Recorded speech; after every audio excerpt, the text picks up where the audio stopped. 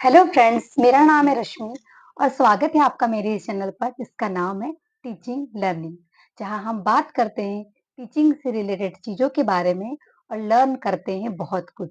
तो जैसा कि आप सभी जानते हैं कि मेरे इस चैनल पर अभी जो हमारी सीरीज चल रही है वो चल रही है your upcoming examinations of DECE, diploma in early childhood care and education courses, जो आप इग्नू से करते हैं, एनटीटी कोर्स। तो यहाँ पर हमारी इस सीरीज में हम कर रहे हैं आपके जो एग्जाम है जून में उसके लिए तैयारी, जो आपके 7, 8 और 10 जून को होने वाले DEC 1, DEC 2 और DEC 3 के एग्जाम। आई होप आपने DEC 4 की अपनी प्रोजेक्ट फाइल अभी तक स्पीड पोस्ट कर दी होगी दिल्ली के मैदान गढ़ी वाले एड्रेस पर।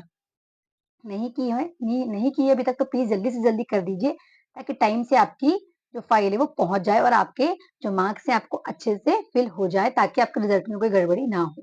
फ्रेंड्स, अभी तक हमने अपनी इस सीरीज में DEC 1 के पूरे 7 ब्लॉक्स किए हैं, DEC 2 के पूरे 8 ब्लॉक्स करे और DEC 3 में जो 5 ब्लॉक हैं उसमें से हमने 3 ब्लॉक कंप्लीट कर लिए हैं। और आज हम शुरू करेंगे DEC 3 का ब्लॉक नंबर 4। DEC 3 जिसका नाम है बच्चों के लिए सेवाएं एवं संचालन, जिसको हम इंग्लिश संचालक सॉरी, और जिसको हम इंग्लिश में बोल services and program for the children. ठीक है, यहाँ पर हम देख रहे थे सर्विसेज के बारे में। ठीक है, तो यहाँ पर अब हम देखेंगे अलग अलग, हमें डिसेबिलिटीज के बारे में प्रीवियस यूनिट्स वगैरह में देखे गवर्नमेंट ने कौन कौन से प्लान किए हैं ऐसे बच्चों के लिए या प्री प्राइमरी बच्चों के लिए, वो सब हमने देखा। अब हम देखेंगे ब्लॉक नंबर 4, जिसका नाम है हिंदी में अभिभावकों तथा समुदाय के साथ संचार, और जिसको हम इंग्लिश में बोलेंगे communication with parent and community.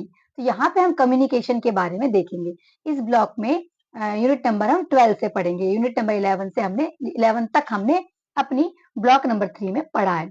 तो ब्लॉक नंबर 4 में हम पढ़ेंगे यूनिट नंबर 12 से। यूनिट नंबर 12 जिसका नाम है संचार की संकल्पना, जिसको हम हिंदी में इंग्लिश में बोलेंगे concept of communication. Communication word और संचार वर्ड से ही आप समझ पा रहे होंगे कि ऐसा माध्यम जिसमें दो लोग होते हैं, एक जिसको हम बोलते हैं जो आपको सूचनाएं या कम्युनिकेट जो करता है, और दूसरा होता है जो कम्युनिकेशन को रिसीव करता है, यानी कि देने वाला और प्राप्त करता। दो लोग मेन होते हैं जो जानकारी को पहुंचाते हैं। अच्छा, तो ये हमारे सिलेबस में क्यों डाला है? इसका मुख्य उद्देश्य ये है कि as a pre primary teacher हमें हमारे सेंटर में, हमारे प्री प्राइमरी स्कूल्स में या ऐसे कार्यकर्ता के रूप में अलग अलग कम्युनिटी में हमें जाकर लोगों को, महिलाओं को, बच्चों को या सोसाइटी को अलग अलग इंफॉर्मेशन देनी होती है ना, प्री प्राइमरी एजुकेशन के ऊपर, प्री प्राइमरी बच्चों के ऊपर या हेल्थ के ऊपर।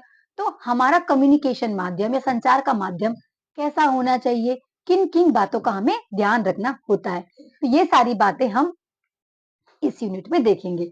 सबसे पहले हम देखेंगे कि ईसीसी कार्यकर्ता होने के नाते समाज समुदाय के लोगों को ईसीसीई की जानकारी प्रदान करना, दूसरा जो मैंने आपको बताया है ना अभी, और जानकारी प्रदान करने के लिए, जानकारी देने के लिए एक्चुअली एक कौशल, ये स्किल्ड होना चाहिए।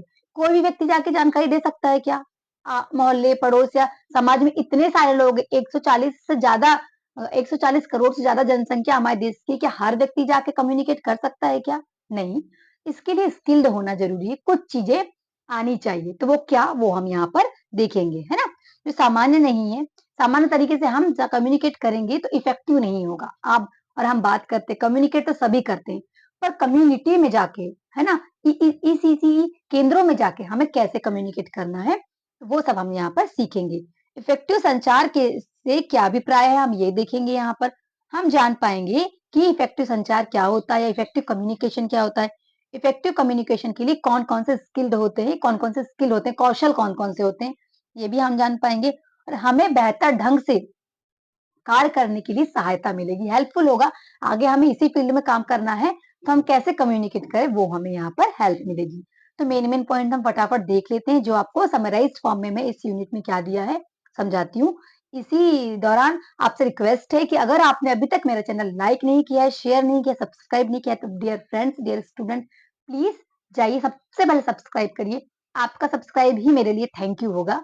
और अपने फ्रेंड्स को शेयर करिए ताकि फ्री में उनकी भी हेल्प हो पाए। इतनी सारी बुक्स जो आपको दी हुई हैं, बहुत सारे स्टूडेंट्स का मुझे कॉल भी आता है, मैसेजेस आता है कि मैम इतनी सारी बुक्स हैं, पढ़ने में बड़ी दिक्कत जा रही है, तो बस उसी समस्या का समाधान लेके मैं आई हूँ। रिक्वेस्ट है अंत तक जुड़े रहिएगा और दूसरी बात प्लीज़ सब्सक्राइब करिए प्लीज़। आपकी तरफ से मेरा थैंक यू, आपका सब्सक्राइब, आपका लाइक और आपका शेयर ही होगा। मैं समझूँगी कि आपने मुझे थैंक्स कहा है। चलिए, तो पढ़ते हैं। संचार से क्या अभिप्राय है? What is the meaning of communication? क्या है?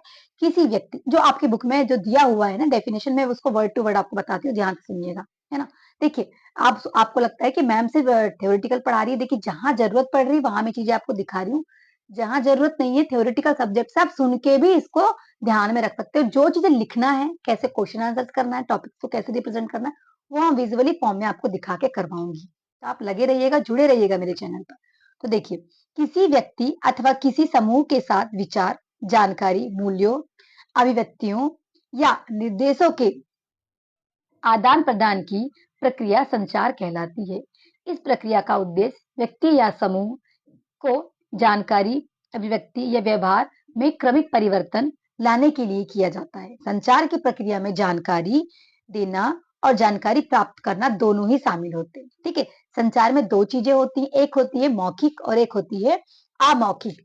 मौखिक को हम बोलते हैं वर्बल और अमौखिक को बोलते हैं हम नॉन वर्बल। तो मौखिक में वो चीजें आती हैं जिनको हम बोल बोल के लोगों को समझाते हैं, लेकिन अमौखिक या जिससे हम बोलते हैं नॉन वर्बल में वो चीजें आती हैं जिनको आपको बोलने की जरूरत नहीं पड़ती। चित्र, सिंबल, पिक्चर्स, वीडियोस के माध्यम से आप लोगों को किसी भी चीज की सूचना देते हैं या कम्युनिकेट करते हैं। यहाँ तक समझ में आया होगा। चलिए आगे हम देखते हैं व्हाट आर द एम्स, क्या उद्देश्य है संचार के, क्या उद्देश्य होते हैं, क्या जरूरत है कम्युनिकेट करने की। आप सब जानते हैं हम सब कम्युनिकेट कर रहे हैं एक दूसरे से अपनी भावनाओं का आदान प्रदान करने के लिए या सूचनाओं को दूसरों तक पहुंचाने के लिए। तो यहाँ जो हम पढ़ रहे हैं, हमारा क्या उद्देश्य है कम्युनिकेशन या संचार के बारे में पढ़ने का? हमारा ये उद्देश्य है कि हम कार्यकर्ता के रूप में जब आगे कार्य करेंगे, समुदाय को, बच्चों को, महिलाओं को हम जब कम्युनिकेशन के द्वारा संचार के माध्यम से जानकारियों को पहुंचाएंगे, तो कैसे पहुंचाएंगे, है ना? तो ये हमारा संचार का जो कम्युनिकेशन का माध्यम या हमारा एम होना चाहिए। जैसे सूचना देना व प्राप्त करना, ये उद्देश्य होता है। दूसरा, निर्देश देना तथा शिक्षा प्रदान करना। आप किसी को निर्देश दे रहे हैं तो शिक्षा प्राप्त हो रही है उसको, ये एक कम्युनिकेशन का एम हो सकता है। दूसरों को उनके अनेक विचारों में परिवर्तन करना। अभी तक जो भी व्यक्ति किसी अलग अलग विषय में जो भी उनकी वास्तविक सोच थी प्रेजेंटली, है ना, तत्काल, लेकिन आपकी सूचना देने से, संचार के माध्यम से हो सकता है कि उनकी सोच बदल जाए। ठीक है, किसी भी पॉइंट ऑफ व्यू से, किसी भी टॉपिक के बारे में। मान्यताओं को सुदृढ़ करता है। अब मान्यताएं जो भी हैं समाज में जिनको हमको अच्छी चीजों को हम कम्युनिकेट कर रहे हैं, वो लोगों के दिल दिमाग में बैठ जाती है कि क्या सही है, क्या गलत है, क्या करना चाहिए, क्या नहीं करना चाहिए। मनोरंजन भी करता है कम्युनिकेशन। आपने देखा है कितने सारे माध्यम है, टेलीविजन, न्यूज़पेपर, वीडियोस, मोबाइल आप देख रहे हैं, रेडियो, ये सब अलग-अलग मनोरंजन के माध्यम है। इनको कम्युनिकेशन मीडियम्स भी बोलते हैं हम। मानव संबंधों में सुधार लाना, है ना, कम्युनिकेशन से क्या होता है, रिलेशनशिप स्टेब्लिश्ड होता है। अगर आप एक कार्यकर्ता के रूप में पेरेंट्स से, कम्युनिटी से बात करेंगे तो आपके और उनके बीच में जो रिलेशन है वो उनकी बॉन्डिंग अच्छी होगी। आप आसानी से वो अपनी भावनाएं आपको बता पाएंगे, आप उनको समझा पाएंगे, ताकि अच्छे समाज का निर्माण हो पाए, अच्छे बच्चे का विकास हो पाए। ज़रूरतों की पूर्ति भी होती है। उनकी क्या ज़रूरत है, वो कुछ पूछना चाहते हैं, कुछ जानकारी इकट्ठा करना चाहते हैं, तो आप उनकी हेल्प कर सकते हैं। संचार के अवयव, अब कौन-कौन से भई मेन तत्व हैं, अवयव कौन-कौन से हैं, चलिए देखते हैं ना। प्रेषक, प्रेषक मतलब जो जानकारी दे रहा है, वो प्रेषक कहलाता है। वार्तालाप करने वाला प्रेषक कहलाता है। बोलना, संवाद करने के पहले तैयार करना पड़ता है कि क्या बोलना है, किस टॉपिक पे बोलना, उठ के आप कुछ भी नहीं बोल सकते, है ना? अगर एक अच्छा आपको प्रेषक बनना है तो उसके लिए सबसे पहले हमारी ये होना चाहिए उद्देश्य कि हम सबसे पहले किस बारे में बोलना चाहते हैं, किस बारे में हम इंफॉर्मेशन दे रहे हैं, मैसेजेस दे रहे हैं, उसकी प्रॉपर तैयारी करें और फिर उसके बाद हम स्क्रिप्ट तैयार करें और लोगों को बोले, पोस्टर से माध्यम से आपको जो भी बोलना है पॉइंट वो सारे तैयार करके, है ना? अब इफेक्टिव प्रेषक, जो इफेक्टिव कम्युनिकेटर है, उसके होने के कौन-कौन से कौशल होना चाहिए, है ना? देखते हैं चलिए। स्किल होना चाहिए। स्पष्ट रूप से सोचने की योग्यता, जो भी इंसान बात कर रहा है, जो प्रेषक है, उसकी खुद की सोच अच्छी होना चाहिए। अगर वो अच्छी सोच रखेगा तो अच्छे ही शब्द उसके मुंह से निकलेंगे। दूसरा, विचारों को उचित ढंग से संगठित कर पाने की योग्यता। विचार जो है उनको किस चीज के बाद किस क्या चीज बोलना है, कैसे व्यवस्थित करना है, ये सारी चीजें भी उसको आनी चाहिए। तीसरा, विचारों को उचित माध्यम तथा प्रभावी रूप से व्यक्त करने की योग्यता। अब क्या करना है कि आप उसको रिप्रेजेंट कैसे कर रहे हैं सामने वालों के सामने, है ना, प्रस्तुतिकरण कैसा है आपका, वो भी अच्छा होना चाहिए, तभी आप एक प्रभावी प्रेषक कहलाएंगे या एक इफेक्टिव कम्युनिकेटर कहलाएंगे। ठीक है, एक आपका बहुत अच्छा सा एक एग्जांपल दिया हुआ, जल्दी से मैं आपको समझा देती हूँ, आपकी बुक में दिया हुआ आपके सिलेबस में, कि मलेरिया की जानकारी देने के लिए एक स्वास्थ्य कार्यकर्ता एक समुदाय में पहुंचती है, एक गांव में। वहां बहुत सारा क्राउड रहता है, क्राउड के बीच में वो मच्छर के बारे में बताते रहती है कि एक बहुत बड़ा सा पोस्टर लाती है, बहुत बड़ा सा मच्छर रहता है और मलेरिया कैसे फैलता है, ये सारी जानकारी वो देती है। अंत में एक बुजुर्ग वहां खड़े होते हैं और वो कहते हैं कि सुनिए, अब ध्यान सुनिए। बुजुर्ग कहते हैं कि अच्छा हुआ मैडम, आपने हमें मलेरिया की जानकारी दी, पर उससे अच्छी बात यह है कि आपने जो इतना बड़ा मच्छर हमें दिखाया, उतना बड़ा मच्छर हमारे गांव में नहीं है। अगर इतना बड़ा मच्छर हमारे गांव में होता तो हमारे गांव में मलेरिया बहुत ज्यादा फैल जाता। समस्या क्या हुई यहाँ पे? समस्या ये हुई कि जो प्रेषक था, जो कम्युनिकेटर था, उसके बोलने में गड़बड़ी क्या हुई, समझाने में गड़बड़ी ये हुई कि उसने या तो वास्तविक मच्छर को लाके दिखाना था एक बॉटल में या स्पेसिमेन जो भी होता है उस टाइप से, या तो फिर बताना था कि ये जो प्रतिरूप मैं आपको दिखा रही हूँ ये वास्तविक मच्छर नहीं है, मैं आपको बड़े रूप में दिखा रही हूँ। तो यहाँ जो प्रेषक था उससे गलती हुई, तो ये गलती नहीं होना चाहिए। ठीक है, अब संदेश, हम क्या मैसेज दे रहे हैं। ठीक है, तो आपके बोलने या लिखित शब्द या चित्र या हाव भाव का प्रयोग करते हुए जो आप तैयार करते हैं वही संदेश आपको देना है। ठीक है, संदेश की विशेषताएं कौन कौन से हैं, जो भी मैसेज आप दे रहे हैं उसकी विशेषताएं, उसकी जो भी खूबियां हैं वो क्या होनी चाहिए, यह स्पष्ट होना चाहिए। दूसरा, हर लिहाजे से पूर्ण होना चाहिए, जो भी जानकारी आप दे रहे हैं वो फुल होना चाहिए। आधी अधूरी जानकारी देने से लोगों को पूरी इन्फॉर्मेशन नहीं मिल पाएगी। इस तरीके से निर्मित होना चाहिए कि जो आप कहना चाहते हैं उसे लोग स्पष्ट रूप से समझ पाए। ठीक है, एक उदाहरण मैं आपको देती हूँ, वो आपने उदाहरण बहुत बहुत कॉमन उदाहरण है, हर जगह सुना होगा। एक गांव में ऐसे ही एक व्यक्ति आता है जो भी स्वास्थ्य कार्य करता है, वो शराब के ऊपर, नशा मुक्ति के ऊपर जानकारी देने आता है। जितने भी लोग शराब पीते हैं उस गांव के, उनको इकट्ठा किया जाता है और शराब के ऊपर जानकारी दी जाती है। इसके लिए उदाहरण के लिए वो 2 गिलास लेता है, एक में शराब और एक में पानी भरता है। शराब वाली गिलास में एक कीड़े को डालता है और पानी वाले गिलास में भी एक कीड़े को डालता है। पानी वाले गिलास में जो कीड़ा होता है वो तैरता रहता है, लेकिन शराब वाले गिलास में जो कीड़ा होता है वो मर जाता है। तो फिर अंत और उसके संप्रेषण जो भी है उसका खत्म हो जाता है, जो भी आप जानकारी देता है वो। अंत में एक शराब जो एक व्यक्ति होता है, उन सब जिनको शराब की लत होती है उसमें से एक व्यक्ति खड़ा होकर बोलता है कि जब पूछा जाता है उनसे कि आप क्या सीखे, तो वो व्यक्ति बोलता है कि साहब हम ये सीखे कि शराब पीने से हमारे पेट के सारे कीड़े मर जाते हैं। देखिए यहाँ पर जो आप संदेश दे रहे थे, संदेश पूर्ण तरीके से नहीं दिया आपने, तो क्या सामने वाला महसूस कर रहा है आपके संदेश से, किसको क्या मैसेज मिल रहा है, ये भी बात निर्भर करती है कि आप कम्युनिकेट कैसे कर रहे हैं, आपका मैसेज कैसा है। ठीक है, अब देखेंगे माध्यम, तरीका जिसके द्वारा आप संदेश प्रेषित करना चाहते हैं, है ना। आप पोस्टर के माध्यम से, आप बोलने के माध्यम से किस प्रकार से आप सूचना प्रदान करते हैं, इसका भी एक उदाहरण देती हूँ, आपके सिलेबस में दिया है। एक बहुत दुबली पतली सी गर्भवती महिला रहती है एक पोस्टर पे, उसके सामने सब्जियां रखी रहती है और बहुत सारे गांव की महिलाओं को बुलाया जाता है और उनको वो पोस्टर को दिखाया जाता है और कहा जाता है कि आप बताइए कि आप इस पोस्टर को देख के क्या समझे। एक महिला खड़ी होती है और बोलती है, इस पोस्टर को देख के ये समझ में आ रहा है कि ये जो महिला है इसकी सास इसको बहुत परेशान करती है और इस अवस्था में भी उसको सब्जी साफ करने के लिए दे दी है। एक महिला खड़े होकर बोलती है कि मैं इस पोस्टर को देख के ये समझ पाई हूँ कि ये सब्जियां खाने से ये महिला की ये हालत हो गई है। एक महिला खड़े होकर देखती है तो बोलती है कि मैं इस पोस्टर को देख के ये समझ पा रही हूँ कि ये सब्जी जो है उनमें सारे कीड़े लगे हैं, इनको फेंक देना चाहिए। ऐसे अलग अलग लोग अलग अलग चीजें सोच समझ सकते हैं, आपकी जो भी आप संदेश दे रहे हैं। तो जरूरी है कि हम जो भी चीज लोगों को दिखा रहे हैं उसको पहले आप स्पष्ट करें, हर एक सूचना को अच्छे से रिप्रेजेंट करें सामने। ठीक है, प्राप्तकर्ता वो है रिसीवर, जो आपकी जानकारी को ग्रहण कर रहे हैं। जैसे मैंने इसके पहले के 3 उदाहरण में दिखाए, जो जनता थी, जो कम्युनिटी थी, वो होते हैं प्राप्तकर्ता। तो आप दे रहे हैं प्रेषक, और जो प्राप्तकर्ता है जो जानकारी को अपने अंदर ले रहा है या स्वीकार कर रहा है। ठीक है, परिपुष्टि, प्राप्त करने में के बाद उन्होंने क्या सीखा, है ना, आउटपुट क्या मिला, आउटकम्स क्या है, ये जानना बहुत जरूरी है। आप जब भी कोई जानकारी देते हैं तो लोगों से फीडबैक लीजिए कि उनको क्या समझ में आया, है ना। तो ये सबसे क्या, हमारा मेन उद्देश्य तो यही है कि जो हम जानकारी पहुंचाना चाह रहे हैं, क्या वो जानकारी लोगों तक पहुंची है, क्या जानकारी समझ में आई, तो ये हमारा होना चाहिए। अब प्रारंभिक बाल अवस्था देखभाल एवं शिक्षा कार्यकर्ता के रूप में हम एक प्रेषक के रूप में कैसे कार्य करेंगे। हमें तो हमेशा ही ये कार्य करना होगा, तो हम कैसे कार्य करेंगे, तो कार्यकर्ता को व्यक्तिगत तथा व्यावसायिक, हम एक व्यक्तिगत तो है ही और व्यावसायिक रूप से भी कार्य कर रहे हैं, तो दोनों तरीके से बात करते आना चाहिए, क्योंकि हम एक दूसरे से कम्युनिकेट करेंगे, उनकी भावनाओं का आदान प्रदान करेंगे तो व्यक्ति से व्यक्ति का संपर्क बनेगा। दूसरा कि आप व्यावसायिक रूप से कैसे जानकारी पहुंचा रहे हैं, तो संचार, तो मेन बातें हैं जो मैं आपको शॉर्टली बता दे रही हूँ, आप ध्यान रखिएगा। किन किन बातों का ध्यान रखना है, संचार क्या किया जाए ये आपको बताना है कि किस कारण से आप संचार कर रहे हैं, है ना। और दूसरा, संचार किसके द्वारा किया जा रहा है, आप कर रहे हैं तो कौन कौन है आपकी टीम में जो इसको अच्छे से कम्युनिकेट कर सकते हैं, ये ध्यान रखना है। संदेश किसे देना है, आप किन लोगों को दे रहे हैं, उनको देना है जिनको आवश्यकता है। ऐसी जगह जाकर आप जानकारी देंगे जहां ऑलरेडी बहुत स्किल्ड लोग हैं, जो जानकारी जानते हैं हर चीज के बारे में, तो वो आपकी बात को समझेंगे नहीं। तो वहां दीजिए जहां ज्ञान, मतलब इस जानकारी का अभाव है। दूसरा, संदेश क्या दे रहे हैं आप, है ना, इसकी जानकारी भी स्पष्ट होना चाहिए और उसी के बारे में आपको बोलना है।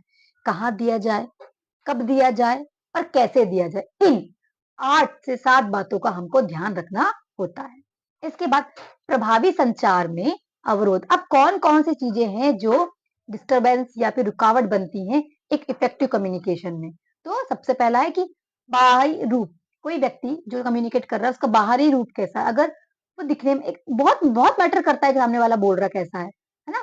मैटर वैसे तो मैटर नहीं करना चाहिए, क्योंकि जो वो बोल रहा है वो इंपॉर्टेंट होता है, पर उसका लुक भी इंपॉर्टेंट रखता है, क्योंकि आपका हाव भाव, आपका शरीर की बनावट, या आप जो रिप्रेजेंट कर रहे हैं, आपने कपड़े कैसे पहने हैं, ये आपकी जो बाहरी बनावट है वो बड़ा इफेक्ट पहुंचाती है कम्युनिकेशन में या आपकी कम्युनिटी में जो आप संदेश पहुंचा रहे हैं। दूसरा, बोलने का ढंग, आपके शब्दों का प्रयोग, आप क्या कर रहे हैं, आप बोल कैसे रहे हैं, आपके हाव भाव कैसे हैं, आपकी आंखों का पोस्चर कैसा है, आपके हाथों का पोस्चर कैसा है, ये कैसा है, ये सब बहुत ही इफेक्टिव होता है।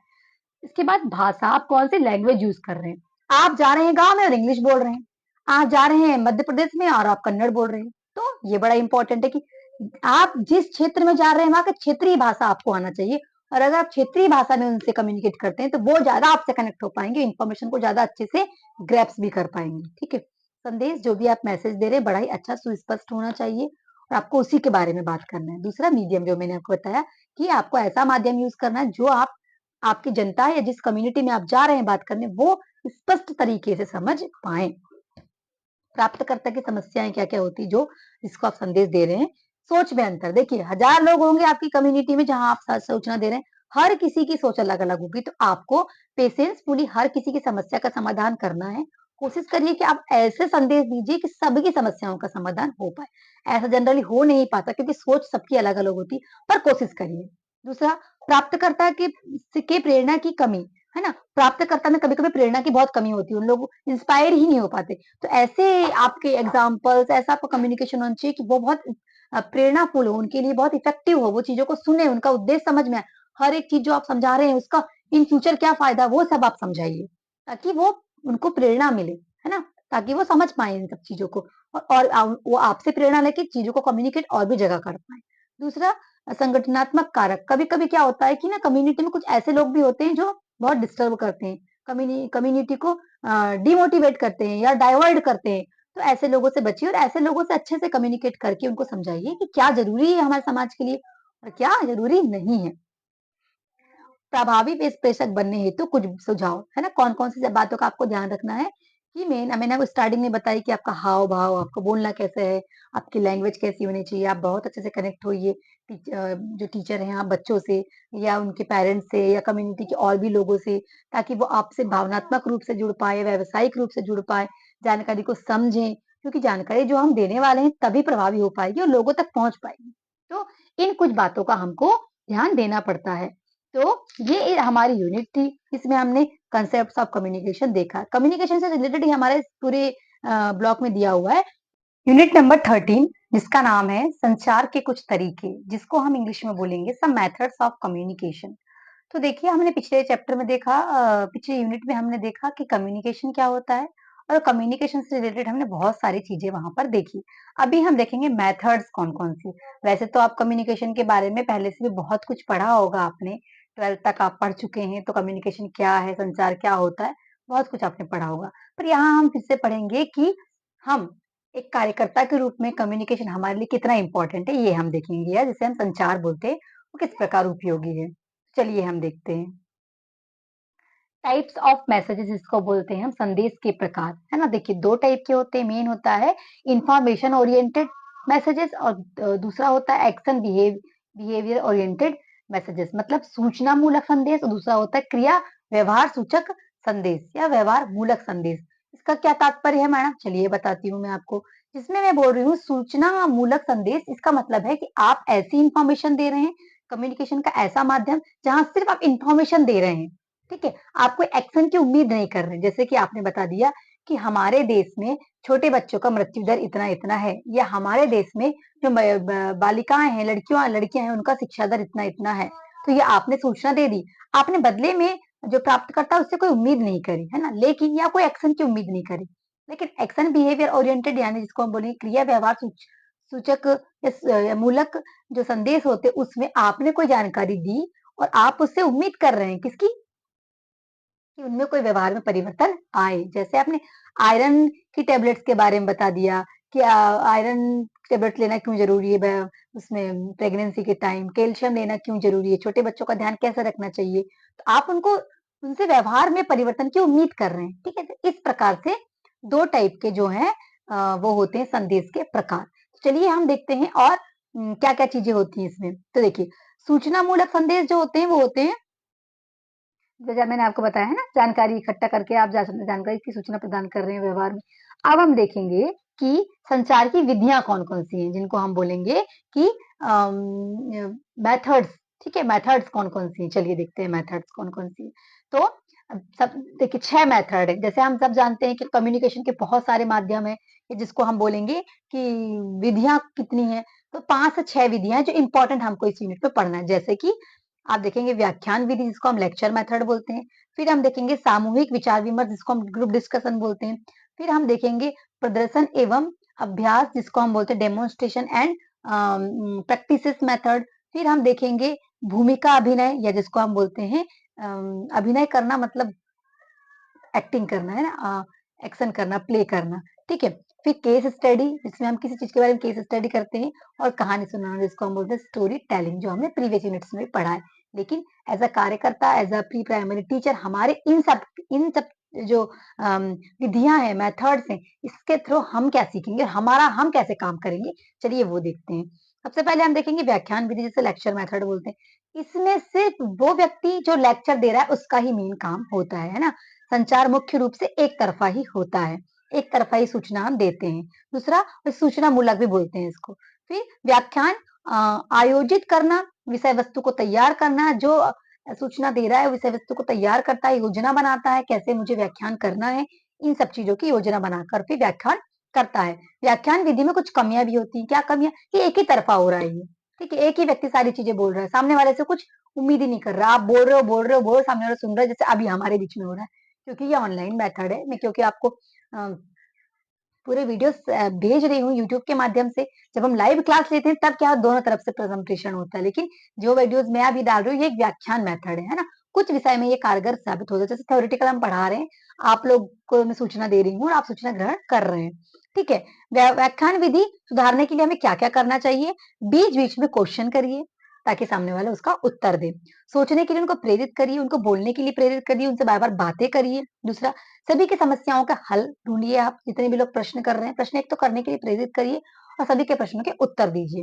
दूसरा, एग्जाम्पल दे देकर, ऐसे एग्जाम्पल दीजिए जिससे वो फेमिलियर हो, जिन एग्जाम्पल्स के बारे में वो जानते हो, उनके आसपास के ही कुछ उदाहरण हो। समझ गए होंगे आप लोग व्याख्यान मेथड, जिसे हम बोलते हैं लेक्चर मेथड। नेक्स्ट है ग्रुप डिस्कशन। ग्रुप डिस्कशन आप समझ गए होंगे कि जिसे हम बोलते हैं सामूहिक विचार विमर्श, ठीक है। इसमें एक लीडर होता है जो ग्रुप डिस्कशन को ऑर्गेनाइज करता है, और वो इसलिए जरूरी है क्योंकि ग्रुप डिस्कशन में कभी कभी क्या होता है कि चीजें बहुत खराब हो जाती है ना, तो वो संभालता है। तो सबसे पहले ग्रुप डिस्कशन का मेन उद्देश्य होना चाहिए, पहले टॉपिक डिसाइड कर लीजिए कि किस विषय पे हमको ग्रुप डिस्कशन करना है, कितने मेंबर्स होंगे, और फिर उस पे वार्तालाप करना प्रारंभ करिए। वार्तालाप करने के बाद आप निर्णय लीजिए कि समस्या का समाधान कैसे होगा, किस समस्या पे हम बात कर रहे हैं, कैसे हम निर्णय लेंगे, इंफॉर्मेशन कैसे दूसरे लोगों को देंगे, ये सारी चीजें हमको ग्रुप डिस्कशन में करना होता है। ग्रुप डिस्कशन आयोजित करने के समय शामिल करने वाले चरण, जैसे कि विषय वस्तु मैंने आपको बताया, परिभाषित करना, वाक्य की रचना करना, किस स्थान पे आप कहाँ पे भी ग्रुप डिस्कशन करेंगे, है ना? समुदाय के किन-किन लोगों को आप बुलाएँगे, किन लोगों को किस टॉपिक पे आप बात कर रहे हैं डिपेंड करता है कि उन समुदाय के लोगों को हम उसमें इंक्लूड करें, ठीक है? और सहभागिता बढ़ाएँ, है ना? एक-दूसरे का सहयोग करें। ग्रुप डिस्कशन में इतने सारे लोग मिलते हैं तो यही हम सीखते हैं कि एक-दूसरे के सहयोग से हम चीज़ों को हल कर सकें। तो लाभ बहुत सारे हैं जो मैंने आपको बताया कि समस्याओं का समाधान हो पाता है, मिलके बड़ी योजना बना पाते हैं और बड़ी योजना का समाधान भी कर पाते हैं। कभी-कभी क्या होता है इसकी कमियाँ ये है कि ग्रुप डिस्कशन में लोग टॉपिक छोड़ के गपशप ही करने लगते हैं, है ना? इससे बहुत ज़्यादा टाइम वेस्ट हो जाता है, ठीक है। नेक्स्ट देखेंगे हम विधि में प्रदर्शन या अभ्यास जिसको हम बोल देंगे डेमोन्स्ट्रेशन या प्रैक्टिस मेथड। ये वर्ड से समझ में आ रहा है डेमोन्स्ट्रेट करना। जिस टॉपिक के बारे में आप बताने जा रहे हैं उसको आप प्रदर्शित करेंगे सामने। जैसे कि हम मलेरिया के बारे में बता रहे हैं, तो मलेरिया के हम पूरा पोस्टर तैयार करेंगे या फिर एक स्पेसिमेन तैयार करेंगे या मॉडल तैयार करेंगे कि अंडे कैसे देता है मच्छर, कहाँ-कहाँ अंडे देता है, अंडे से कैसे बच्चे निकलते हैं, कैसे मच्छर काटता है, एनाफिलस फीमेल कैसे काटती है, उसके काटने के बाद हमारे बॉडी में क्या परिवर्तन होता है, इसको आप डेमोन्स्ट्रेट करके पूरा बताएँगे, ठीक है? आपका पूरा उद्देश्य आपको टॉपिक पता होना चाहिए, उसकी सामग्री तैयार चरण अलग-अलग स्टेप बाय स्टेप इसके होते हैं, जैसे कि डेमोन्स्ट्रेशन की योजना, तैयारी, संस्कृति के अनुकूल कि वहाँ के लोग किस संस्कृति से बिलॉन्ग करते हैं, उसके आधार पर ही आप अपना डेमोन्स्ट्रेशन दीजिए। स्पेशली लैंग्वेज का याद रखिए, राजस्थान के लोग हैं तो मारवाड़ी वगैरह जो भी वहाँ लैंग्वेज यूज़ होती है, गुजरात के लोग हैं तो गुजराती। ऐसे आप संस्कृति का ध्यान रखिए, उनसे जुड़ के, उनकी भावनाओं के साथ जुड़ के आप वहाँ पे सूचना या फिर डेमोन्स्ट्रेट करिए। आपका जो स्पीच होना चाहिए, बड़ी शालीन होना चाहिए, बहुत शांत, बहुत ही नॉर्मल वे में आप बताइए। उसके बाद कार्य के साथ-साथ बोलते भी जाइए, है ना? हर चीज़ को समझाते जाइए बोल-बोल के। उसके बाद सामग्री को बाँटना, आपने जो समझाया उसके जो पोस्टर्स आपने बनाए हैं, जो सामान बनाए, उनको बाँटिए। तो लाभ ये हैं कि इसके बहुत सारे लाभ हैं क्योंकि बहुत आसानी से लोगों को समझ में आ जाता है, क्योंकि आप डेमोन्स्ट्रेट कर रहे हैं। पर नुकसान ये है कि थोड़ा-सा महँगा होता है, आपको सामग्री इकट्ठी करनी होती है, लोगों को बाँटनी होती, थोड़ा ये इसमें पैसे इन्वेस्ट होते हैं। उसके बाद भूमिका अभिनय, है ना? एक हम योजना बना जैसे कि महिलाओं को हमको सिखाना है कि एक गर्भवती महिला है, उसकी केयर कैसे करना है। तो हम उसके लिए एक प्ले तैयार कर लेते हैं। महिला बन गई, उसकी सास बन गई, उसके ननंद बन गए, है ना? एक सुपरवाइज़र वगैरह जो कहते हैं हम, कार्यकर्ता, स्वास्थ्य कार्यकर्ता, आंगनवाड़ी कार्यकर्ता या ईसीसी के कार्यकर्ता, ऐसे बन गए। अलग-अलग कैरेक्टर्स दे दिए, उनकी स्क्रिप्ट तैयार कर दिए, उनको क्या बोलना है। इस समुदाय को हम ऐसे तरीके से दिखा सकते हैं कि कैसे कौन और वो समस्याएँ ही दिखाइए जो साधारण रूप से आप या उस इलाके में सच में हो रही हैं, उनसे जुड़िए ताकि लोगों से आप जुड़ पाएँगे, समस्या का समाधान हो पाएगा और लोगों को जानकारी मिलेगी भी। लाभ क्या है? लाभ बहुत सारे हैं, बहुत ज़्यादा इफेक्टिव होता है, लोग इसको फ़ील कर पाते हैं। हानियाँ ये है कि कभी-कभी डेमोन्स्ट्रेशन में इतने बढ़ा-चढ़ा के या इतना तोड़-मरोड़ के समस्याओं को प्रस्तुत कर दिया जाता है, कभी-कभी किसी-किसी की भावनाओं को ठोस भी पहुँच जाती है। जनरली ऐसा नहीं होता पर कभी-कभी हो जाता है, ठीक है? इसके बाद केस स्टडी में क्या है? स्पेशल कोई केस लेते हैं हम, कोई टॉपिक लेते हैं, सपोज़ हमने कुपोषण बच्चे के लिए, तो कुपोषण बच्चे उस इलाके में कौन-कौन से हैं, जाइए, सर्वे करिए, उनका नाम, उनकी जानकारी, क्या-क्या उनमें कमियाँ थी, उनकी फ़ोटो, उनका आहार, उनकी हिस्ट्री सब इकट्ठा करिए। समाधान कैसे करना है, उनकी मदद कैसे करनी है। ये होता है क्या? केस स्टडी, है ना? केस स्टडी के भी ऐसे ही बहुत सारे लाभ हैं, है ना? तो लाभ क्या है कि इससे क्या होता है कि आप प्रॉपर्ली जा पाते हैं, जान पाते हैं करीब से। समस्या का समाधान तब होता है जब आप समस्या को करीब से देख पाते हैं।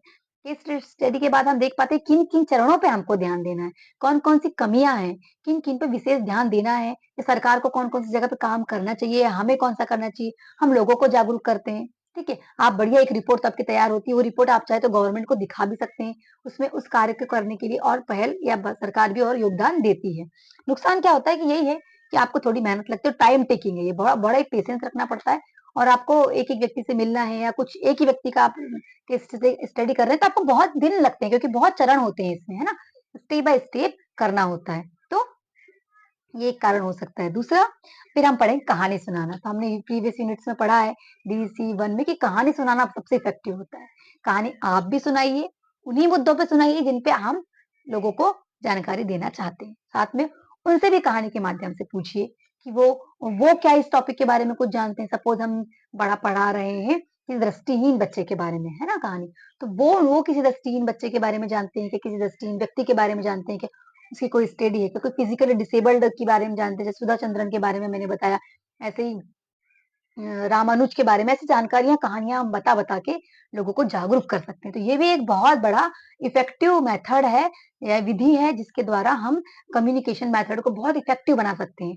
तो as a pre primary teacher कार्यकर्ता के रूप में हम आगे कार्य करेंगे, तो इन सब बातों का ध्यान में रखते हुए हमें कार्य करने होंगे, ताकि हमारे कार्य बहुत इफेक्टिव हो, लोगों के पास तक पहुंचे जानकारी, और जिस माध्यम से हम कम्युनिकेशन कर रहे हैं, संचार कर रहे हैं, वो सिद्ध हो, वो वो अपना इफेक्ट दिखाए, क्योंकि कम्युनिकेशन एक बहुत बड़ा माध्यम है समाज में परिवर्तन लाने का, या किसी चीज को चेंज करने का, इंफॉर्मेशन देने का।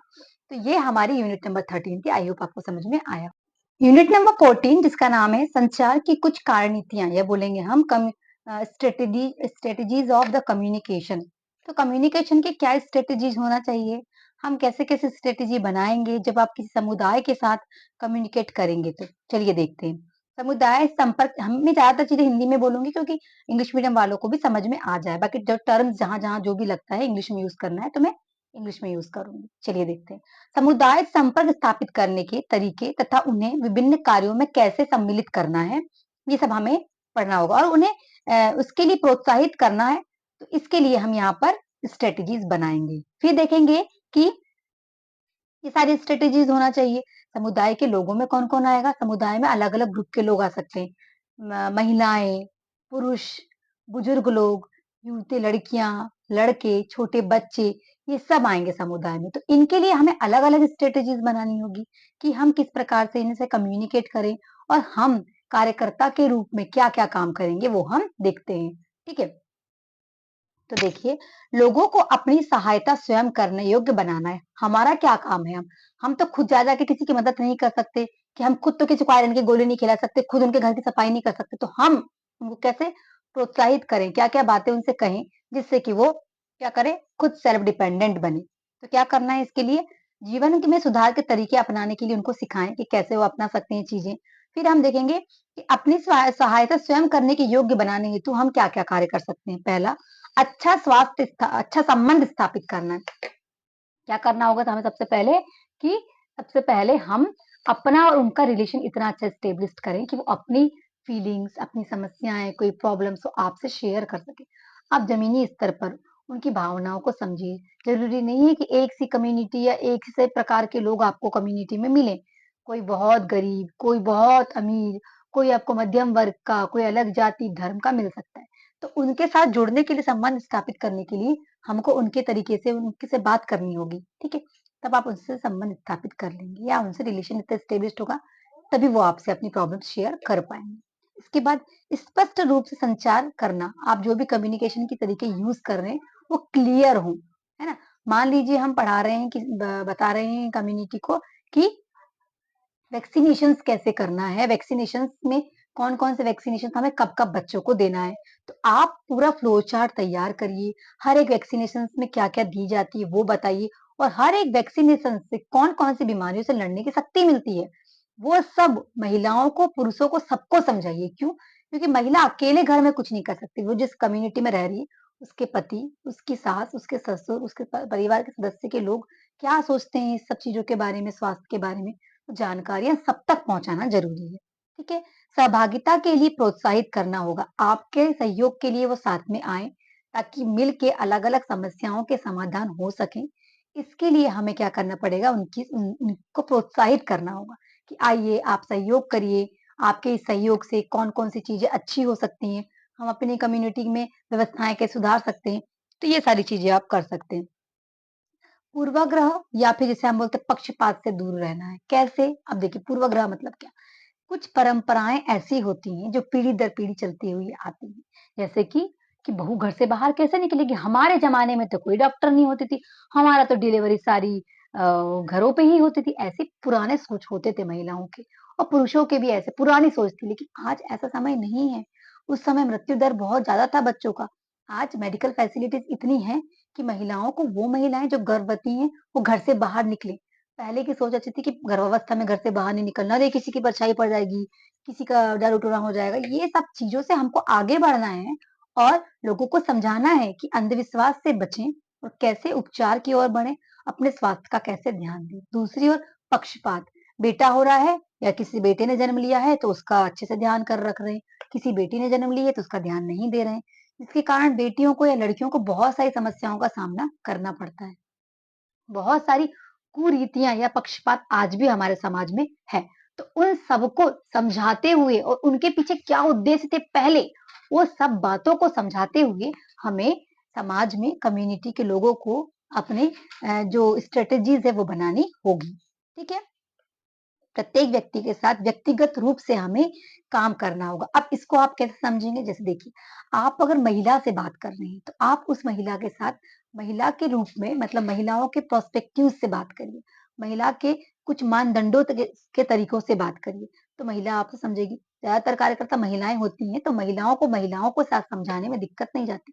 या आप ऐसा करिए कि आप उस समाज की या उस कम्युनिटी की ऐसी महिलाओं को चुनिए जो बहुत ही एक्टिव हैं, आप उनको ट्रेन करिए, उनको समझाइए ताकि वो और भी लोगों को कम्युनिकेशन में आपकी हेल्प करें। दूसरा कि आप अगर लड़कियों की, है ना? कुछ युवा लड़कियाँ होती हैं, अगर आप उनसे बात कर रहे हो, उनके हेल्थ के रिगार्डिंग बात कर रहे हो, जैसे हम मेंस्ट्रुएशन साइकिल, उनके हेल्थ केयर, उनके बॉडी में आने वाले चेंजेस के बारे में, हार्मोनल बैलेंस के बारे में जब हम बात करते हैं, तो आप लड़कियों को उनके लेवल पे आके समझाइए या लड़कियों का ऐसा ग्रुप बना दीजिए, उनको थोड़ा ट्रेन कर दीजिए कि आपस में वो कम्युनिकेट करें। या फिर कभी-कभी क्या होता है, हर एक बच्चा आके आपसे संपर्क नहीं कर सकता, हर एक लड़की आपसे आके बात नहीं कर सकती, शायद वो अपनी सहेली से कह सकती है, तो वो उससे कहे, ऐसे ग्रुप लीडर्स बना सकते हैं हम, ताकि क्या हो कम्युनिकेशन अच्छे से हो और आप तक जानकारी पहुँचे और आपकी जो जानकारी वो उन तक पहुँचे, उनकी समस्या आप तक पहुँच पाए। इस प्रकार से हम लड़कियों का ग्रुप बना सकते हैं कम्युनिटी में। फिर इसी प्रकार छोटे-छोटे बच्चों को बच्चों के लेवल पे कक्षा पे जाइए, कक्षा पे जाके उनको जानकारी दीजिए, ठीक है? उनकी जानकारियाँ समझिए, कक्षाओं में छोटे-छोटे ग्रुप बना के उनके ग्रुप लीडर्स को बना दीजिए, ताकि वो अपनी फीलिंग्स को एक्सचेंज करें या भावनाओं को बताएँ। सब बच्चे आपसे आके बात करें ज़रूरी नहीं है, पर जो उनका लीडर होगा वो समस्याओं को आके आपसे बता सकता है। कुछ बहुत एक्टिव बच्चे होते हैं, वो ज़रूर ऐसा करते हैं। दूसरा कि बच्चों के द्वारा पेरेंट्स तक इन्फॉर्मेशन पहुँचती है। देखिए, बहुत सारे पेरेंट्स ऐसे हैं जो इतने एजुकेटेड नहीं है, बहुत सारी इन्फॉर्मेशन उनके पास तक नहीं पहुँचा पाते। तो जब हम ऐसे कुछ स्ट्रैटेजीज़ बनाते हैं स्कूल लेवल पे, प्री प्राइमरी लेवल पे, जब हम बच्चों को जानकारियाँ देते हैं स्वास्थ्य से संबंधित, है ना? हाथ धुलने से संबंधित बातें हो गई या फिर हम क्या करवाते हैं बच्चों को ब्रशिंग से रिलेटेड, नहाने से रिलेटेड, कपड़े पहनने से। तो ये बातें जब आप बच्चे घर जाके अपने पेरेंट्स को बताते हैं, तो ये चीज़ घर तक पहुँचती है ना? इन्फॉर्मेशन कहाँ तक पहुँच रही है? घर तक। तो सूचनाएँ घर तक पहुँच पा रही हैं, कम्युनिकेशन यहाँ तक पहुँच पा रहा है। ये एक और बढ़िया-सा तरीका है ना? ऐसे भी हम कर सकते हैं। समूहों के साथ कार्य करने के लिए आपकी क्या स्ट्रैटेजीज़ होना चाहिए? अलग-अलग ग्रुप कैटेगरीज़ में अगर हम काम कर रहे हैं, तो हमारी क्या स्ट्रैटेजी होना चाहिए? सबसे पहले महिला मंडल देखिए गाँव में, शहरों में अलग-अलग मोहल्ले में एक ग्रुप होता है महिलाओं का, वो बना लीजिए। उनके साथ बात करिए क्योंकि बड़ा ही बहुत स्पीड से कम्युनिकेशन होता है महिलाओं का। आपने देखा होगा जल्दी-जल्दी इन्फॉर्मेशन यहाँ से वहाँ पहुँच जाती है। तो बढ़िया उनके साथ बात करिए, क्या मुद्दे चल रहे हैं, किन मुद्दों पे आपको बात करना है। इस प्रकार से हमने प्रीवियस यूनिट में पढ़ा कि ऐसे ग्रुप डिस्कशन हम कैसे कर सकते हैं, ग्रुप हम कैसे बना सकते हैं ना महिलाओं का मंडल। युवाओं का क्लब बना दीजिए, कुछ युवती लड़कियाँ हो सकती हैं, लड़कों का अलग बना दीजिए, समस्याएँ क्या चल रही हैं समाज में, उनको कैसे वो लोग काम कर सकते हैं, उनकी आप कैसे मदद कर सकते हैं, वो आपकी कैसे मदद कर सकते हैं, क्योंकि आप अकेले इस पूरे समुदाय को या आपकी टीम के 2 या 4 लोग मिलके नहीं कर सकते, सुधार या स्ट्रैटेजीज़ नहीं बना सकते। तो आपकी स्ट्रैटेजीज़ में इन लोगों को शामिल करिए। युवा क्लब वगैरह जो होते हैं ना अलग-अलग समुदाय में या गाँव में, शहरों में, कस्बों में, तो उनकी हेल्प लीजिए, है ना? वो बढ़िया तरीके से रिप्रेज़ेंट करते हैं समस्याओं को या निवारण जो भी समस्याओं के हैं उनको। बालिकाओं का मंडल जो मैंने आपको पहले बताया ना, स्कूल जाने वाले बच्चों की कक्षाओं में आप उनको समझाइए। फिर क्या कर सकते हैं धार्मिक समूह भी होते हैं। आपने देखो कुछ मंडली वगैरह होती है, छोटे-छोटे कस्बों में, गाँव में ग्रुप होता है महिलाओं का, पुरुषों का, 1-2 ग्रुप होता है, भजन कीर्तन करते हैं, वो ग्रुप का भी आप सहायता ले सकते हैं। भजन कीर्तन के माध्यम से ही लोगों तक किसी जानकारी को पहुँचाना, मलेरिया के बारे में पहुँचाना, एड्स के बारे में पहुँचाना, कम्युनिकेबल डिसीज़ के बारे में, नॉन कम्युनिकेबल डिसीज़ के बारे में या कोई आपदा अगर हमारे यहाँ आ सकती है, तो उसके लिए हम कैसे बचें? इसकी तैयारी कैसे करें? ये सारी जानकारियाँ भी ये समुदाय धार्मिक समुदाय भी आपकी हेल्प करता है। या कभी-कभी वो कुछ बड़े-बड़े भंडारे होते हैं या कुछ भजन कीर्तन होते हैं, उसके माध्यम से जानकारियाँ पहुँच जाती हैं। कृषक सहायता सहकारिता, है ना? अब जो कृषि क जो क किसान होते हैं, उनके लिए सहायता के लिए एक टीम बनाइए या एज़ अ टीम ऑलरेडी है, तो उनके साथ मिलके काम करिए कि किस प्रकार हम उनकी मदद कर सकते हैं, किस प्रकार हम उनको सहायता दे सकते हैं, कैसे वो अपने घर तक या खेतों में या पोषण आहार में उनकी क्या योगदान है या गाँव में विकास में कैसे वो कम्युनिकेट करके लोगों को जानकारी पहुँचा सकते हैं। तो ये इस प्रकार किसान क्योंकि हमारे देश के 70% पॉपुलेशन तो किसान ही है, तो हमको उनके साथ मिलके काम करना पड़ेगा और पड़ता है ही। इसके बाद ग्रामीण बुजुर्ग है ना, बुजुर्ग मतलब हर घर में एक हेड ऑफ द फैमिली होता है, वो बुजुर्ग ही होता है। उनको अपने इस स्ट्रेटेजीज़ में शामिल करिए, उनका अलग से एक समूह बनाइए, उनसे बात करिए, उनको समझाइए कि उस समय की रीतियाँ अलग थी, आज चीज़ें बदल गई, एनवायरनमेंट बदल गया है ना? बहुत सारी चीज़ें बदल गई, पद्धतियाँ बदल गई हैं। पहले जो चीज़ें होती थी उनका कारण कुछ और होता था, आज जो चीज़ें हम कर रहे हैं उनका कारण कुछ और होता है। जो भी हम कर रहे हैं वैक्सीनेशन से लेकर या साफ-सफाई से लेकर या पहनावे से लेके या पढ़ाई से लेके, इस सब मुद्दों पे आप उनसे बात करिए। अगर वो समझ जाते हैं तो समाज को समझाना आपके लिए और भी मुश्किल हो और आसान होगा, है ना? समुदाय के साथ काम करने की कार्यनीतियाँ आपकी क्या होना चाहिए? समुदाय को शिक्षित करना, ठीक है? व समर्थ बनाना, अलग-अलग संकट की जानकारियाँ देना। देखिए, आपदाएँ कभी भी आ सकती हैं, कैसे भी, तो उसके लिए हमें पहले से ही गाँव के लोगों को शिक्षित करना होगा। महामारी आ जाती है, जैसे कि इसके पहले आपने देखा कोविड आ गया, उसके लिए कोई प्रिपेयर नहीं था। कभी-कभी बाढ़ आ जाती है, कभी-कभी अति बारिश हो जाती है, कभी-कभी भूकंप आ जाते हैं। तो ऐसी स्थिति के लिए शिक्षित करना है ना लोगों को। तो ये इस शिक्षित करने से क्या होगा, आपदाएँ आती रहेंगी, आ सकती हैं, उस समय ये लोग एकदम अलर्ट होके काम करेंगे, अपनी रक्षा खुद कर पाएँगे, अपने परिवार की, अपने गाँव की रक्षा कर पाएँगे, ठीक है? लागू करने के लिए चरण है ना, कैसा करेंगे? आप गाँव के चुनिंदा लोगों को चुनिए, जो एक नेता की तरह हों, नेता की तरह काम करते हों। सरपंच हो सकते हैं, उप-सरपंच हो सकते हैं, गाँव के कुछ मुखिया हो सकते हैं। उनसे बात करिए, उनको ट्रेन करिए, उनके उनसे संपर्क करिए, कम्युनिकेट करिए, ताकि उनके साथ आप मिलके गाँव, कस्बे, शहर, मोहल्ले के लिए अच्छा काम कर सकें। किसी भी योजना को पूरा डिस्ट्रीब्यूट कर सकें, है ना हम? अच्छे स्वास्थ्य हेतु साफ वातावरण, है ना? ये समुदाय के साथ मिलके ही कर सकते हैं। गाँव की साफ-सफाई की टीम बना लीजिए, ड्यूटी लगा दीजिए कि अरे आज इस मोहल्ले की ड्यूटी, आज उस मोहल्ले की ड्यूटी या फिर पंचायत को बोलिए कि सफाई कर्मचारी आप नियुक्त करिए, जो भी आप कर सकते हैं, है ना? इसके लिए आप कम्युनिकेट करेंगे तो ही होगा। या आप पोस्टर के माध्यम से जानकारियाँ पहुँचाइए कि सफाई का क्या महत्व है, स्वच्छता का क्या महत्व है, स्वास्थ्य का क्या महत्व है, इस प्रकार से, है ना? फ़ॉलो अप लेना है इसके बाद जब आपने ट्रेनिंग दिया, फ़ॉलो अप लेना है ना कि फीडबैक लेना है कि क्या फ़ायदा हुआ? सच में कुछ आपके कम्युनिकेशन करने से क्या फ़ायदे हुए, है ना? आपकी भूमिका ऐसी होगी जो लोगों को आप अपने ही संसाधन से समस्याओं को सुलझाने में मदद करें। आप कोई संसाधन उनको प्रोवाइड नहीं कर रहे हैं, आप सिर्फ इन्फॉर्मेशन दे रहे हैं। आप उनको जानकारी दे रहे हैं, आप उनको शिक्षित कर रहे हैं ताकि वो उनके पास जो संसाधन है, उसका ही उपयोग करके सुविधाओं को अपने जनता तक पहुँचा सकें या उस सुविधा को का भोग कर सकें। ठीक है? तो आपका यही काम होगा। परिवर्तन के प्रति लोगों का प्रतिरोध। कभी-कभी क्या होता है लोग तैयार ही नहीं होते इस परिवर्तन के लिए। तब आपको बड़े पेशेंसफुली बहुत धीरज के साथ बात करनी है। ठीक है? क्यों तैयार नहीं होते? हिचकिचाहट होती है, ठीक है? कि कैसे परिवर्तन करें? भैया महिलाओं को रहता है कि हमारे घरों में तो कभी महिलाएँ का घूंघट इतना ही रहता है, इतना ही रहेगा। गर्भवती अवस्था में कभी महिलाएँ डॉक्टर के पास नहीं जाती, घर से बाहर नहीं निकलती, हम कैसे निकल जाएँ? तो उनको कारण बताइए, उनको समझाइए कि क्यों ज़रूरी है, कैसे आप अपने बच्चे की रक्षा खुद कर सकती हैं, कैसे आपको खुद को अपनी रक्षा करनी होगी। अगर घर में कोई नहीं जा रहा है, आपको कोई चेकअप कराने नहीं ले जा रहा, तो आप खुद से अपना पहल करिए, लोगों को समझाइए। ये महिलाओं को समझाना होगा।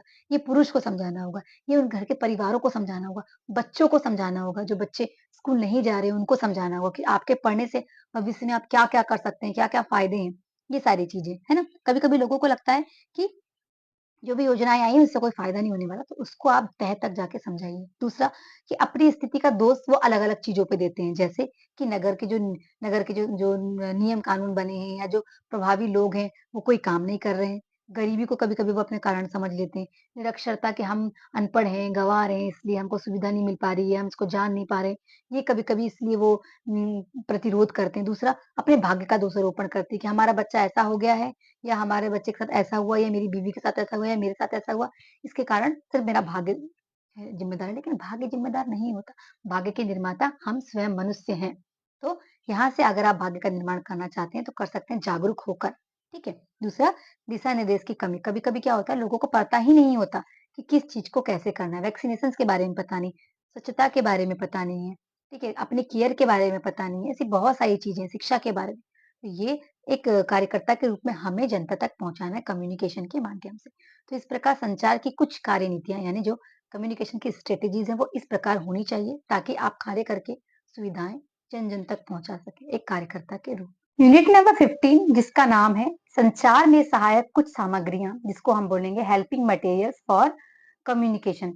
तो कम्युनिकेशन जब हम करते हैं, संवाद जब हम करते हैं, संचार जब हम करते हैं उसके लिए बहुत सारे मटेरियल्स का हम यूज़ करते हैं या आपने जनरली देखा होगा लोगों को यूज़ करते हुए।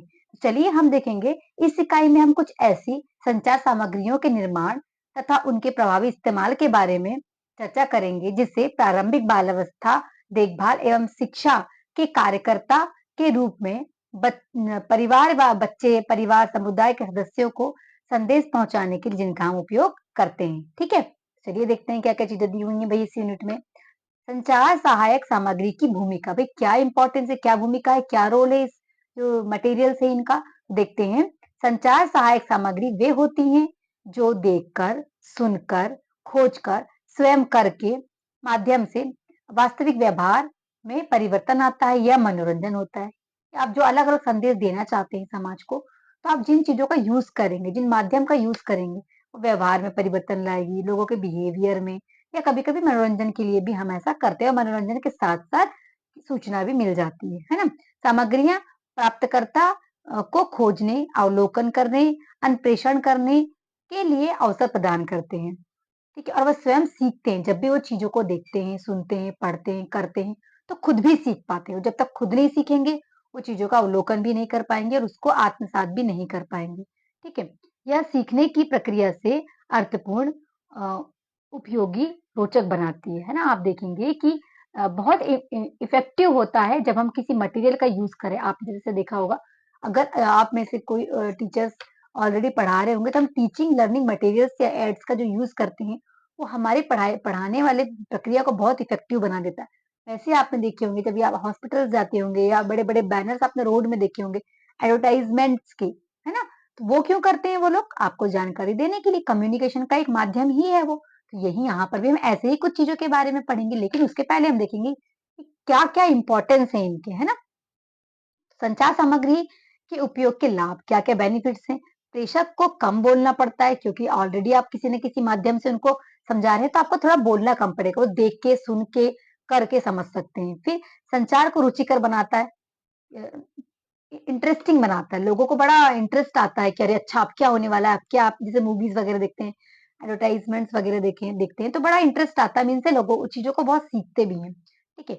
श्रोताओं की भागीदारी बढ़ती है। लोग ज़्यादा देखना पसंद करते हैं, सुनना पसंद करते हैं, अपनी प्रेज़ेंस ज़्यादा देते हैं, उनकी पार्टिसिपेशन ज़्यादा होता है, तब जब आपका कोई मटेरियल से आप लोगों को कम्युनिकेट कर रहे हैं तो।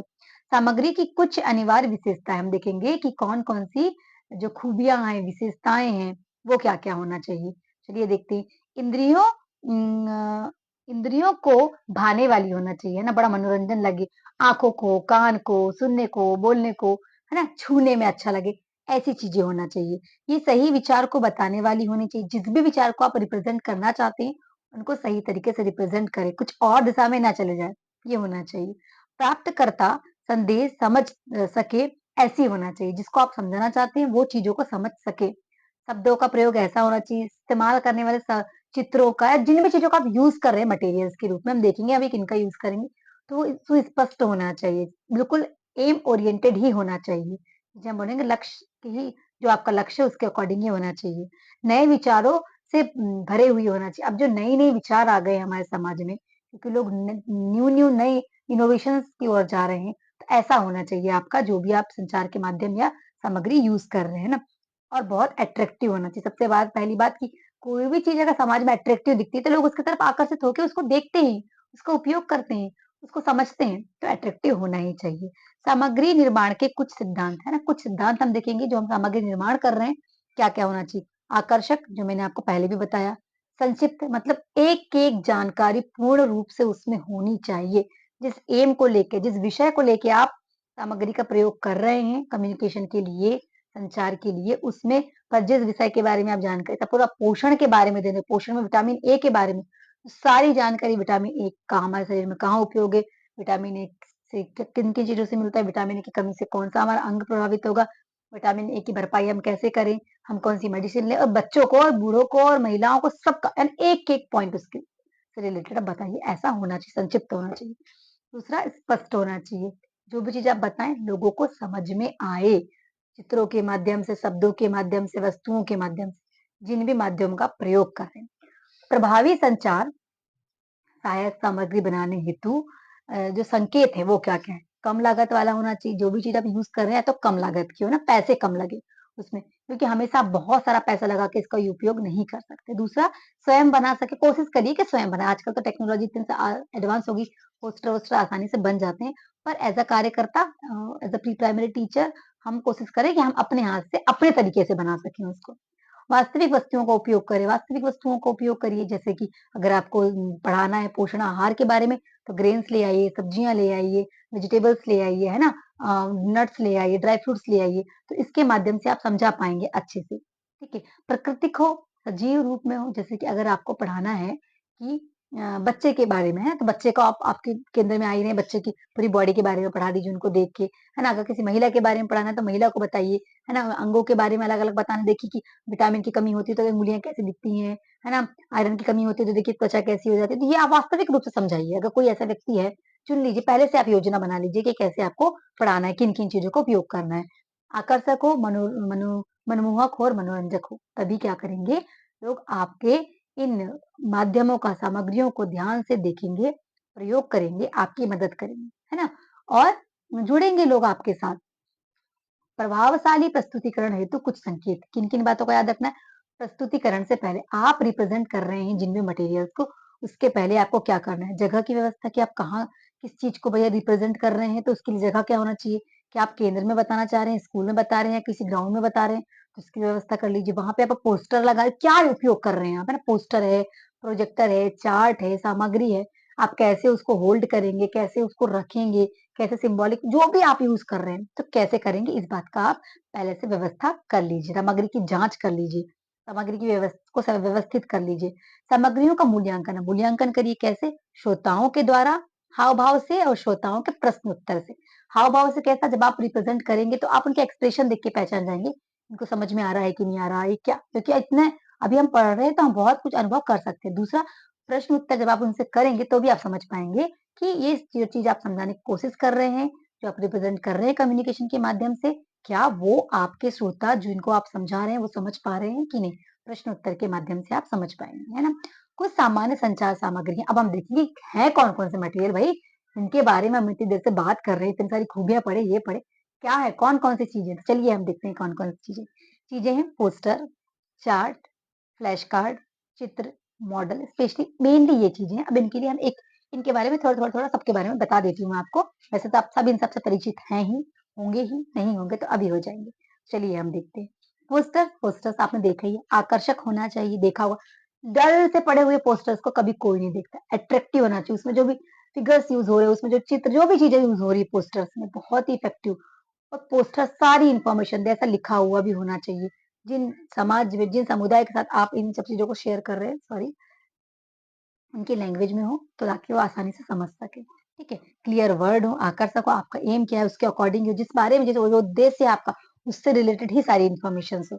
किसके लिए बना रहे हैं, बच्चों के लिए, बुजुर्ग के लिए, महिलाओं के लिए या पुरुषों के लिए? तो ये एम आपका उनके अकॉर्डिंग ही आपके पोस्टर्स होना चाहिए। चार्ट, देखिए चार्ट क्या होता है ना, अलग-अलग टाइप की चार्ट में अलग-अलग चीज़ें हम रिप्रेज़ेंट करते हैं। चार्ट और पोस्टर में बहुत लोग कन्फ्यूज़ हो जाते हैं, तो मैं आपको क्लियर कर दूँ।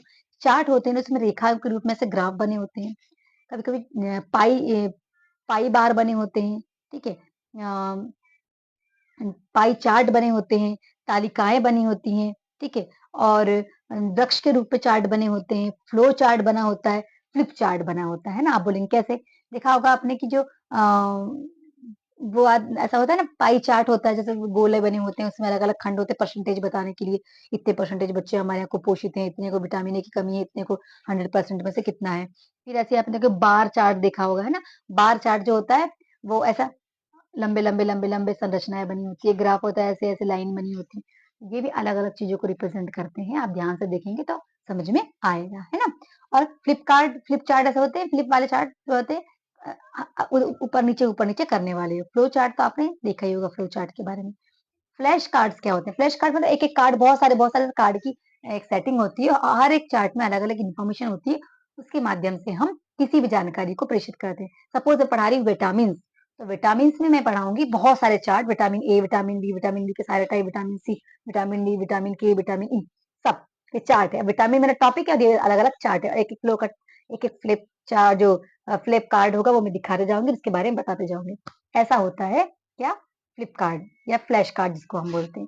चित्र, चित्र तो आपको पता ही है, जिसे हम पिक्चर बोलते हैं, पिक्चर के माध्यम से। सपोज़ हमको पढ़ाना है किसी बच्चे को पिलाने छोटे बच्चों को 0 टू 1 ईयर के बच्चों को फीडिंग के बारे में, मिल्क फीडिंग, है ना?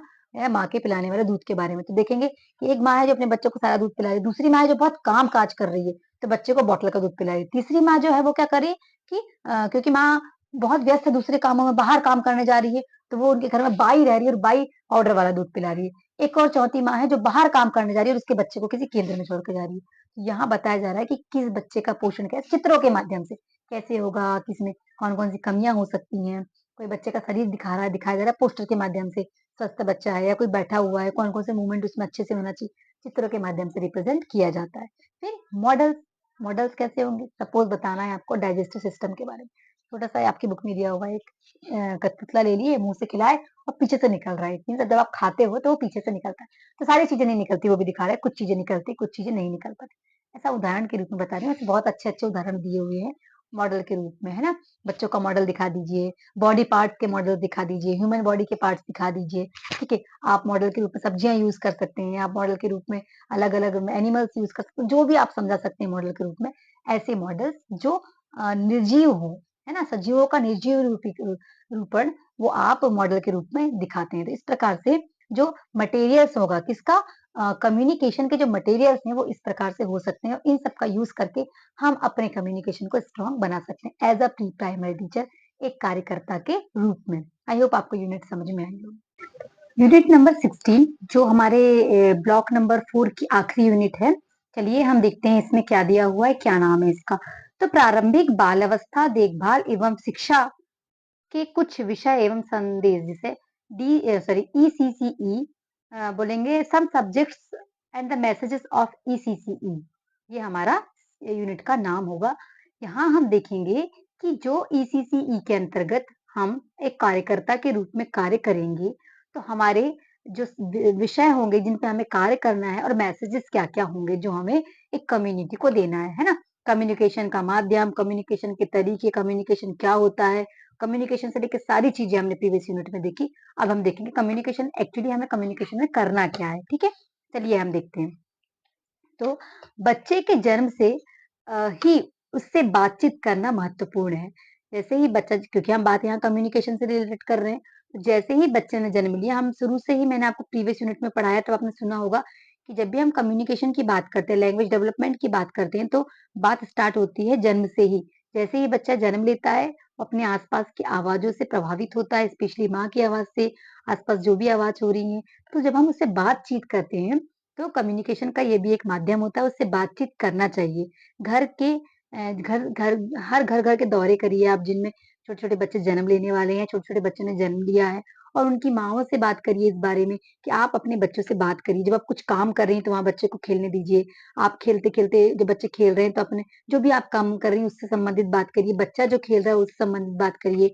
एक यहाँ पे ना अभिनय के बारे में दिया हुआ है आपकी पुस्तक में भूमिका अभिनय। भूमिका अभिनय में ना एक बच्चे के बारे में बताया है, छोटा-सा बच्चा है, वो उसकी माँ अपने किचन में काम कर रही है, बर्तन धो रही है, झाड़ू लगा रही है, खाना बना रही है, सब्जी काट रही है, उसका बच्चा वहाँ बाजू में खेल रहा है और उसकी कोई पड़ोसी उससे मिलने आती है, तो इस बारे में चर्चा की गई है। बताया गया है कि आप अपने बच्चे से भी बातचीत करिए उस दौरान, जिस दौरान आप अलग-अलग कार्य कर रहे हैं। तो इस कम्युनिकेशन माध्यम से बच्चा भी बहुत कुछ सीखेगा, है ना? ठीक है। फिर इसके बाद हम देखेंगे साला पूर्व उम्र के बच्चे एक समय में ज़्यादा खाना नहीं खा सकते, ठीक है? जनरली हम जानते हैं कि बच्चे एक साथ बहुत कुछ नहीं खा पाते।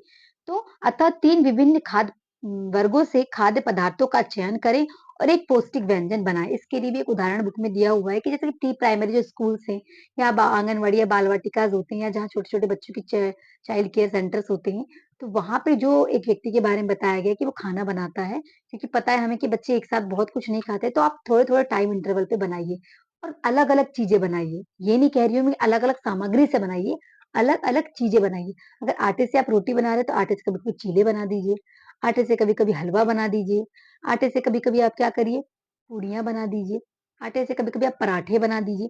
तो ऐसा करके आप अलग-अलग सामग्रियों का उपयोग अलग-अलग चीज़ें बना सकते हैं एक ही सामग्री से या फिर आप 2 या 3 प्रकार की सामग्री मिला लीजिए। जैसे कि आपके पास गुड़ है, गुड़ को आटे में मिला के मीठी पूड़ी बना दीजिए, है ना? गुड़ को आटे में मिला के आप खुरमे बना दीजिए। आप गक्कड़ बना सकते हैं या चावल का आटा, गेहूँ का आटा, मक्के का आटा मिला के आप पराठे बना सकते हैं, मोटी रोटियाँ बना सकते हैं। ऐसे आप अलग-अलग सामग्रियों को मिला के 2 या 3 सामग्री को मिला के अलग-अलग व्यंजन बना सकते हैं, अलग-अलग इंटरवल में बच्चों को दे सकते हैं क्योंकि एक साथ बच्चे बहुत कुछ नहीं खाते। ये सारी बातें भी हमें संदेश के रूप में कम्युनिटी को देना है, पेरेंट्स को देना है, ठीक है?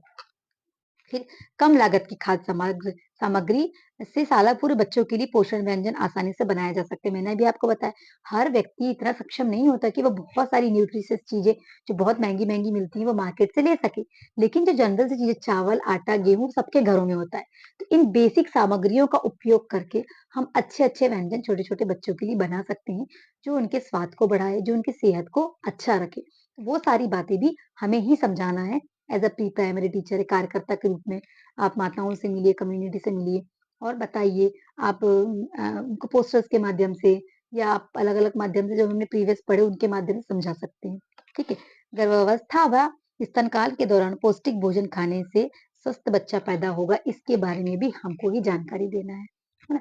अलग-अलग पोस्टर से, पुस्तकों के माध्यम से बताइए कि माँ कैसे अलग-अलग वैक्सीनेशंस ले, अच्छे से पोषण आहार खाए, है ना? प्रीवियस यूनिट में हमने पढ़ा कि विटामिन्स, मिनरल्स अलग-अलग खाद्य सामग्री से अलग-अलग फैट, कार्बोहाइड्रेट, प्रोटीन, विटामिन्स मिलते हैं। तो माँ को समझाना है कि वो अलग अच्छे से दूध पिए, हरी साग-सब्जियाँ खाएँ, नट्स खाएँ, दालें खाएँ, अलग-अलग जो मिलेट्स वगैरह आते हैं वो खाएँ, ताकि क्या हो उसको सारे ही पोषण आहार मिले। उसको सारे पोषण आहार माँ से ही बच्चे को मिलते हैं, गर्भनाल के दौरान या गर्भनाला नाल के द्वारा। तो इससे क्या होगा कि बच्चे का पोषण अच्छा होगा, बच्चा स्वस्थ पैदा होगा और माँ को भी दिक्कतें नहीं होंगी प्रसव के दौरान। ये बातें भी हमको समझानी है एज़ अ ईसीसीई टीचर, क्योंकि हम इस फील्ड में कार्य करेंगे। ऐसे हमारे पास बहुत सारी महिलाएँ आएँगी और हमें शायद जा जाके भी कार्य करना हो।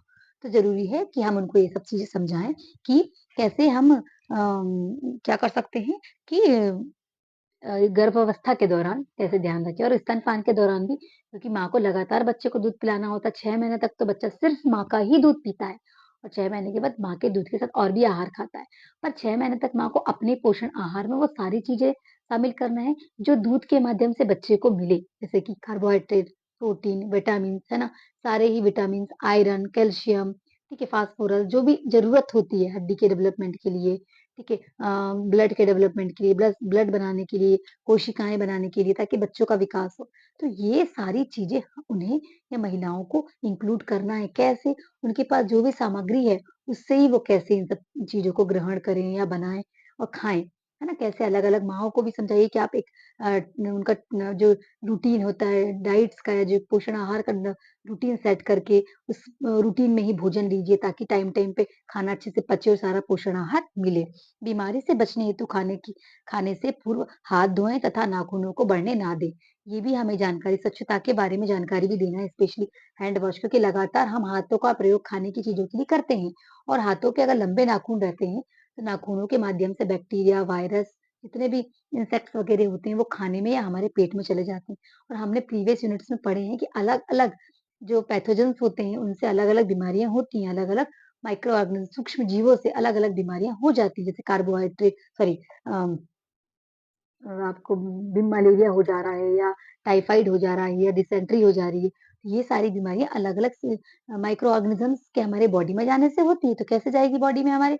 गंदे हाथों से। तो हाथों को वॉश करिए, नाखून में बहुत सारा मैल भरा होता है, मैल में इतने सारे अलग-अलग बैक्टीरियाज़ होते हैं, कभी हम कहीं खुजा रहे हैं, किसी गंदी चीज़ को पकड़ लिए, तो वैसे में उस माध्यम से हमारे हाथ के द्वारा जो बैक्टीरिया होते हैं, वो या माइक्रो ऑर्गेनिज़्म जिसे सूक्ष्म जीव बोलते हैं, जो हमारे लिए हानिकारक होते हैं, वो हमारे बॉडी में प्रवेश कर जाती हैं। तो ये सारी जानकारियाँ अलग-अलग तरीके से उनको समझाइए, ताकि वो स्वच्छता पे ध्यान दें, अपने नाखूनों को साफ रखें, हाथ को लगातार धुलें, बच्चों की केयर करने के टाइम, बच्चों को कुछ खिलाने के टाइम, स्वयं खाने के टाइम, घर में खाना पका रही हैं महिलाएँ, तो अपने हाथों को अच्छे से धुलें। तो ये सारी जानकारियाँ हमको देना है।